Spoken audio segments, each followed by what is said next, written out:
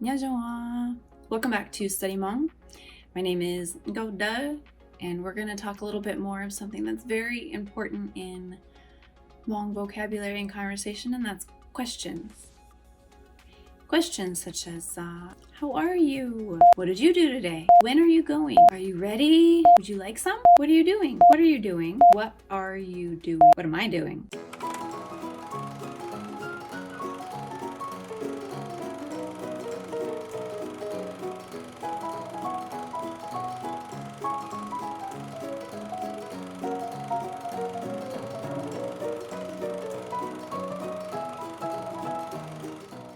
So, you've watched videos 1 and 2 already. You know how to ask all of these types of questions already. But how many types of questions are there really? This is video 3 of 3 that teaches Hmong questions, and I invite you to join me for the answers. Watching all 3 videos will give you the formulas to ask just about any question in Hmong. Here are the categories of question words that you will learn in these 3 videos. Video 1, we covered yes or no questions and choice questions. So, would you like to go? Yes, no. Or choice. Where would you like to go? Here or there? Okay. Video 2, we covered reporter questions. Who, what, when, where, why, how, and more. And tag questions. We tag it onto the end of the word, saying, my name is Bang. What's your name? Gane. Ne? Gane. We tag it on the end. We make a statement into a question. And what about you? And today, we're going to get into something pretty exciting. Some question variations. And you're just going to need to see these examples. You will find the time correlation to each of these words in the comments below, so you can scrub ahead to review any particular word at any time. If you go to our website at studymhmong.com and sign up for classroom courses, you'll get the 13-page worksheet that goes with this lesson, and you can follow along with me here as we cover them now. Today's video will cover 2 sections. What happens when we combine Puas from video 1 and another question word from video 2? And the second section of this is building off of that. How do we use those question words in answers? Because they have a different meaning. It's going to be a variation. So how do we use them in an answer? Okay, this lesson we're going to build off of the previous 2 lessons, video 1 and video 2 in this series, and we're going to be using words from both of these lessons here, but in an all new way. They have different meanings. So, as I said, I know when we were discussing the word Puas in video 1, this is the word that's like a question mark. It requires a yes or no answer. To not use any other question words in a Puas sentence, because you would be changing the meaning. So what I'm about to show you is how to break that rule, when to do it, how it works. Shall we? First section, we're going to have Puas, and another question word in the same sentence. I know. What happens? Okay, when we put Puas back into a sentence, it will always be a yes or no question, as in the answer will be positive or negative. Always. Puas. Okay. But now we're going to add another layer, another question word in the same sentence. This is used when there is doubt as to the answer. Let's explain this with some examples. We're going to use Puas and qhovtwg. So where? Example. Say a child is crying and is hurt. You say, Ma qhovtwg. Where does it hurt? Like head, foot, tooth, etc. Okay, so process that for a second. You know the child is hurt, and you want to know where. Ma qhovtwg. Where does it hurt? Here's the variation. If you're not sure whether or not the child is hurt, Then you ask, does it hurt somewhere? Does it hurt anywhere? You're not sure. So this changes slightly. You're going to say, ปวดหมอขอตื้อ. Two things happened here. ปวด. You went from the child telling you where it hurts, their arm, their leg, their eye, etc., to a yes or no question of, does it hurt? Okay? But not only that, the word ขอตื้อ, when used by itself, means where. Where, right? Now it changes meaning. It changes meaning like a beautiful butterfly to anywhere, somewhere. Okay, let's process. This is the doubt. You are not sure if the child is hurt. So this question is meant for when you are unsure. Okay, what caused the word to change meaning? ปวด. ปวด is the question word that caused ขอตื้อ to change. If you see ปวด and another question word in the sentence, then you know the other question word changes to this alternate meaning. So now you ask, how do we answer this question? ปวดหมอขอตื้อ. ปวดหมอขอตื้อ. Do you remember how to answer a regular ปวด question? Use the verb that was in the question. The verb that was in the question. It's a yes or no. So for yes, they would say หมอ. For a negative answer, you say what? จี plus the verb. จีหมอ. Okay? ปวดหมอขอตื้อ. It's a yes or no. Are you hurt anywhere? Are you hurt somewhere? Yes or no? หมอ. จีหมอ. Okay? Good. Would you like to see some of the other alternate meanings for these reporter question words? We have ปวด and dabtsi. What does dabtsi mean by itself? What? It means what? So, ก็สะวะdabtsi. What do you want to do? You could give this big explanation. Here, remember? You're sure. No doubt. You know they want to do something, but you don't know what. So you ask, ก็สะวะdabtsi. What do you want to do? The variation. Do you know how you would build the sentence adding ปวด and the word dabtsi would change into what? ก็ปวดสะวะdabtsi. Do you want to do something? It changes to something. Do you want to do anything? Do you want to do what? Changes to, do you want to do something? Do you want to do anything? Here's the doubt. You're not even sure if they want to do anything. ก็ปวดสะวะdabtsi. Do you want to do something? It's a subtle difference. And I know you may be intimidated by this, but trust me, once you understand how this works, you realize just how much you want to use questions like this all the time. How about one more example? ปวด plus ลีจา. What does ลีจา mean by itself? Why? How? Okay, what's a good sentence for ลีจา? ก็สะลีจา. We use this one all the time, don't we? ก็สะลีจา. How do you think? In English, we say, what do you think? However, have you done what I've done and asked, ก็ปวดสะลีจา?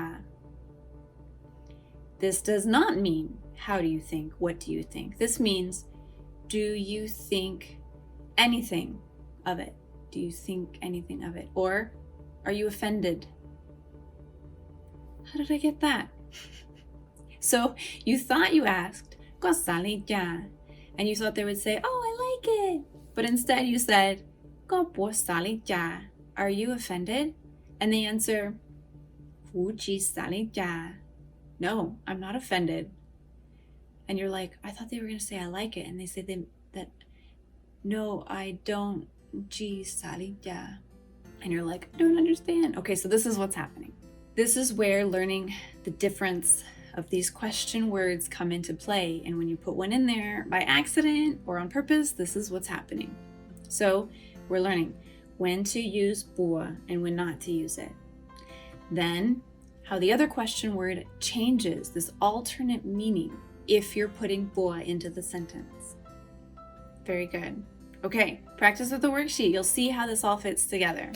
Good. Yay! On to section 2. This section focuses on answers to questions. Answers. So specifically, the alternate meaning of the question words when used in answers. So, in this second section, we'll not be using the word bua. So the answers will not be yes or no answers. Okay, how about we compare the meanings with some examples? qhovtwg. We're back to that one again. qhovtwg. Alone, this means where. Where? qhovtwg. Where do you want to go? Now, this is how to answer vaguely. How to answer vaguely. Like, you're unsure. qhovtwg lo tao. qhovtwg lo tao. It means anywhere, wherever. qhovtwg. You could say, I want to go to the park. I want to go to the store. But you say, qhovtwg lo tao. Anywhere, wherever. And on the worksheet, you'll see extra details for these lessons, remember? So for example, there's various ways that you can answer this question and they all mean the same. qhovtwg lo tao, qhovtwg lo si, qhovtwg ku tao. They all mean the same. Where does it go in the sentence? Well, as you can see, we'll put that question word first there in the answer. How about another one? leejtwg. Alone, this means who.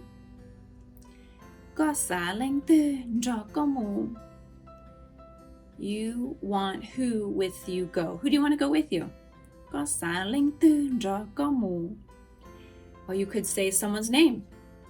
What about you, them? Or you could be indifferent. leejtwg lo tao. Whoever. leejtwg lo tao. Whoever. Another one? Yeah, you're ready for another one. thaumtwg. Alone, this means when. qhovtwg. When do you want to go? thaumtwg lo tao. thaumtwg lo tao. Whenever. You getting it? One more. dabtsi. Haha, you thought maybe this was only good on 2 words. Nope, we've got dabtsi. dabtsi alone means what. qhovtwg. What do you want to do? I want to do this, I want to do that. No, we're going to be indifferent. We're going to say dabtsi lo tao. dabtsi lo tao. Anything, something, whatever. Where does it go in the sentence? We'll put the question word in the front of the answer. Unless we're going to make it negative. A negative example? qhovtwg. What are you doing? qhovtwg. I'm not doing anything. Right? It's not what here. I don't do what. I mean, it kind of is, but it means, in English we say, I'm not doing anything. So now, we've all met that person who likes to talk in subtleties rather than being direct. In some cultures, being direct is rude. So there are ways to soften a comment, especially if it's a negative reply. Take note of this example for that reason. 北周.